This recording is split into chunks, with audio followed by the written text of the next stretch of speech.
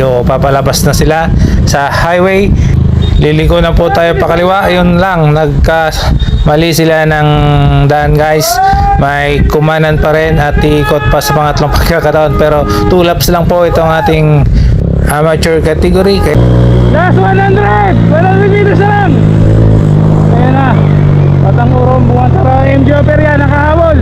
MJ Operia! Naumuna sa MJ Operia guys! MJ Operia! Zombie Apocalypse.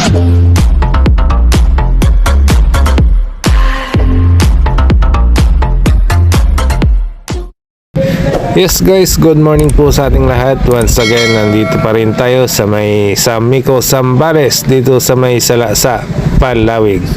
And gusto kong pasalamatan ang mga staff ng Zambales Electric Cooperative Incorporated. Salamat sa inyong lahat, mga sir, ma'am.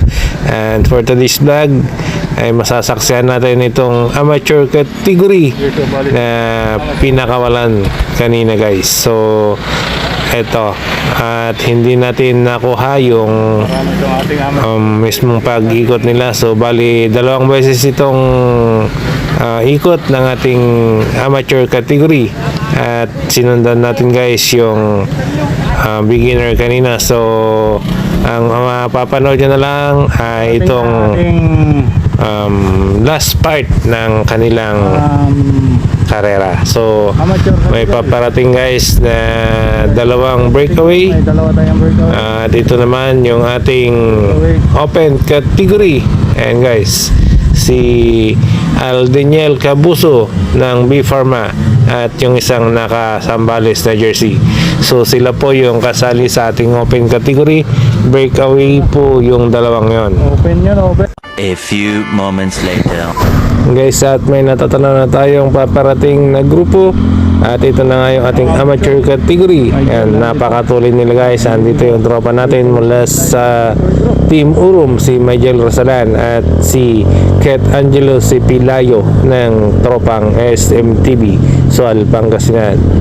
Napansin ko lang guys, no, halos magkasunod itong ating breakaway ng open category dito sa ating amateur category at wala pa yung peloton ng open. So ibig sabihin guys, nilampasan pa ng mga grupo ng ating amateur category yung mismong peloton ng open category. So nangunguna yung si Aldeniel Cabuso ng B Pharma kanina sa ating open guys, at nakasunod na nga itong ating amateur.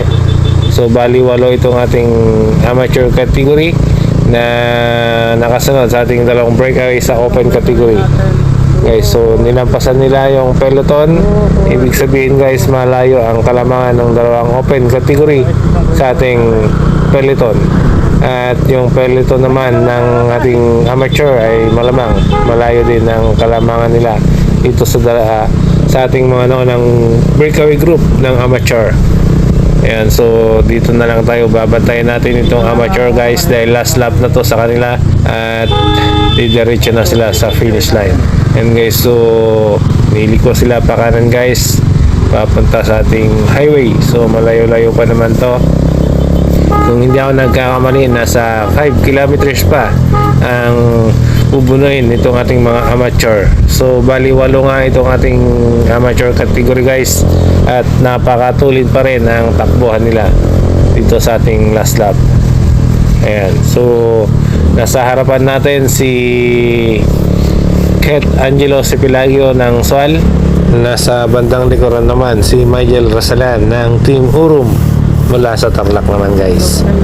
Ayan, so nagpapakiramdaman ng ating mga participants kung sino ang pupunta sa may harapan, dahil kanina pa nagtatrangko itong tropang Sol natin at hindi na siya pinapalitan guys. So nagre-reserva na ng lakas itong ating mga ibang contestant guys, dahil hindi na mapipigil pa at papalapit na ng papalapit ng finish line. So pagdating dito sa medyo padusong ay nagkabanatan na naman itong ating mga tropa at may nag-attempt ng breakaway sa bandang unahan guys. So hindi dapat sila magpabaya pagka sa ganong sitwasyon. Pag may umalpas dapat susundan nila kasi may tendency na makakalayo guys pag pababayaan itong ating magbe-breakaway. Kaya dapat alerto rin ng bawat isa sa kanila na kung sakaling may babanat guys, sundan agad para hindi makawala, hindi makakalayo ng tuluyan, dahil pag nangyari yon, maiiwanan sila ng grupo. Bago ko nga pala makalimutan guys, gusto kong pasalamatan ang mga patuloy na sumusuporta sa Francis M. Vlog. Shoutout sa Absolutely Sunday. Shoutout na rin kay Idol Top Speed 68. Shoutout na rin kay Teacher Biker Davao. Salamat sa suporta sir. Shoutout na rin po kay Rix Bacalares. Yan, thank you sa suporta idol. Shoutout kay Solo Cyclista. Yan, kay Kuya Ben, shoutout sa iyo idol. At kay John Jacobe. Yan, salamat ng marami sa inyo mga idol sa walang sawang pagsuporta sa ating mga ina-upload na video. Gusto ko rin pong magpasalamat kay Ma'am May Laborsi sa pag-share ng ating video nung nakaraan. Maraming salamat sa Ma'am at sana patuloy mo suportahan ang ating mga ina-upload na video. Salamat at God bless po. Ingat ka palagi. Shoutout na rin sa mga kasamahan nating mga vlogger, kay Uncle Boss TV. Yan, support po natin siya at subscribe po kayo sa YouTube channel niya guys. Kay Idol Jeffrey Garay, kay El Capitan at kay White Mix Moto Vlog. Yan guys. At sa idol ko, kay Kapajakul Bikers. Yan guys. So support po natin lahat ng mga kaibigan natin, ng mga YouTubers, at sila po yung talagang nandyan para alalayan tayo. So back to race na tayo guys, at nagkaroon na rin ng pagbabago dito sa ating breakaway group. Pumunta na rin dito sa bandang likod si Kit Angelo Sipilayo ng SOD. Nagpahinga na rin guys dahil malapit-lapit na ang ating finish line. So pababa tayo, may chance na naman na makapag-recover itong ating mga riders. Ayan guys, so tumuli ng takbuhan dito sa bandang pababa at kailangan sumabay lahat ng ating mga breakaway dahil kung hindi sila susunod sa nasa harapan sa bilis ng takbo ng nasa harapan guys ay maiiwanan sila kung sakaling may babagal-bagal. Pero sa tingin ko naman guys ay pawang malalakas lahat itong ating 8 breakaway group dahil hindi sila makakalamang ng ganito kalayo doon sa kanilang peloton kung sila ay mahihina. So patuloy sila sa mabagal na takbo dito sa ating grupo ngayon at biglang may bumanat dito sa bandang kanan guys, tropang Aurum. Ayan, si Michael Rasalan nag-attempt ng breakaway, susundan kaya siya at may sumunod sa kanya guys yung naka-blue na jersey at napakatuloy ng ganyang ginawang paghabol. May susunod ba dito sa natirang 6 dito sa ating peloton? Susundan ba nila guys? Parang nagpapakiramdaman itong 6 na natira. So pababa naman itong kanilang tatahakin ngayon kaya may chance silang makahabol. And guys, so tumutuloy na rin ang kanilang pagpidal. Makakalayo kaya yung dalawang nasa harapan o madidikitan din lang nitong ating 6 na nasa grupo dito sa bandang likod. And guys, so napakatuloy na nga ng kanilang paghabol doon sa dalawa nating naghabulan sa bandang unahan. And guys, so malapit na nga din nilang madikitan at after nga nung pababa guys ay paahon na naman itong tinatak ng ating mga participants. Nandito na nga pala tayo dito sa may akyat lusong na daan papunta doon sa highway. So inabutan na ulit yung dalawa nating nag-attempt ng breakaway at kompleto na naman ang ating breakaway group guys. So napakaganda ng pinapakita ng ating mga riders sa pagkakataon na to guys. So bali itong ating breakaway group ay dalawa yung dumayo dito guys, kung hindi ako nagkakamali. Dalawa lang sila na naisama dito sa ating breakaway group. Isang trupang Tarlac mula sa Team Aurum, si Michael Rasalan, at yung taga Sual, Pangasinan guys na mula naman sa ASM TV, si Kit Angelo Sipilayo. At the rest, ang pagkakalam ko guys ay mula na dito sa bayan ng Zambales. Kaya 6 versus 2 tayo dito sa ating breakaway group. Ayan guys, so nandito na nga tayo sa may highway at last 800 meters na lang po ang natitira dito sa ating mga participants pagkalabas guys. So papalabas na sila sa highway liliko na po tayo pakaliwa. Ayun lang, mali sila ng daan guys. May kumanan pa rin at ikot pa sa pangatlong pagkakataon, pero 2 laps lang po itong ating amateur category, kaya so sayang bakit kumanan yung 6 guys. So may dalawa tayong riders na nagkaroon ngayon ng pagkakataon guys para makalamang doon sa ating 6 na naligaw. Yan, so nangunguna si Miguel Rasalan ng Team Urom. Yan guys, so patuloy siyang bumabanat dito sa ahon. So paahon na itong ating ruta guys. Medyo may kahabaan din itong ahonan na to guys. Kung hindi ako nagkakamali, nasa 500 meters din ito.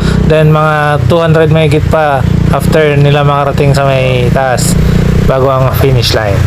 Nakakasunod pa rin dito sa bandang likod itong second rider natin na humahabol sa ating first man sa bandang unahan.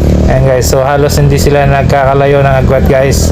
Nandito lang sa bandang likod yung isa nating tropa na nakasunod sa ating tropang Urom. Sino sa dalawang ito guys ang makakukuha ng ating first place?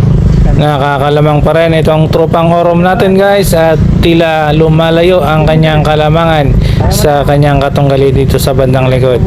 20 meters na ang kalamangan niya at lumalayo pa siya guys. Tumutuloy na, nandito na siya sa may taas at paakyat pa lang yung ating second chasing rider. Kung hindi na magbabago ang pagpadyak nitong ating first man dito sa bandang harapan guys, ay malamang siya na nga ang makakuha ng ating titulo sa amateur category dito sa Padyak Kalikasan dito sa Palawig, Zambales. And guys, so malapit-lapit na siya sa pinakatuktok nitong akyatan at medyo palusong ng bahagya, then patag na guys ang kanilang tatahakin hanggang sa finish line. And guys, so papalapit na tayo ng papalapit. Nasa 200 meters na lang itong ating first man dito sa bandang unahan. And guys, so nakayuko na siya para tumulin pa lalo ang kanyang takbo. And guys, so nasa 50 meters na ang kalamangan niya doon sa sumusunod sa kanya sa bandang likod. Mananalo na kaya itong ating tropang Tarlac na si Miguel Rasalan? Siya na kaya guys ang makakuha ng ating first place dito sa ating amateur category. So palusong na to guys, palusong. Miguel Rasalan pa rin nangunguna.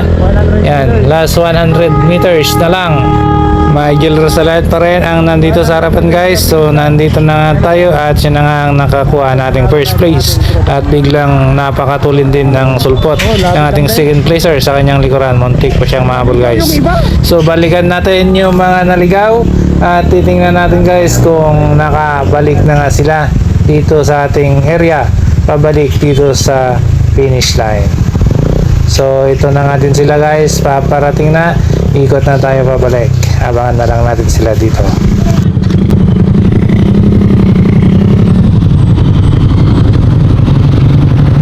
Oh, tabi. 100 na lang, umat naligaw pa kayo. Last 100 meters na lang guys. Sino ang kukuha sa pangatlong pisto? Pangatlong pisto. Last 100 meters na lang. Ayan na, Batang Urom, Buwantara, MJ Operia, nakahabol. MJ Operia, nangunguna sa MJ Operia guys. MJ Operia, MJ Operia. Yun ang MJ Operia ang kumuha. Yun na, yun, muntikan pa siyang masilat. MJ Operia guys.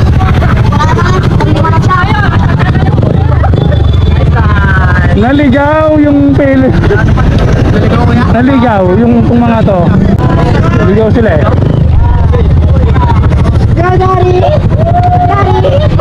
And guys, ibang iba natin mga participants.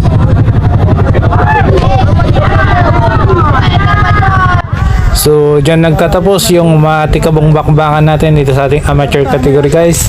At tingnan natin kung makakaabot pa tayo sa ating final category na paparating ang ating open category. So punta natin guys at hintayin yung aking next video para sa ating open category.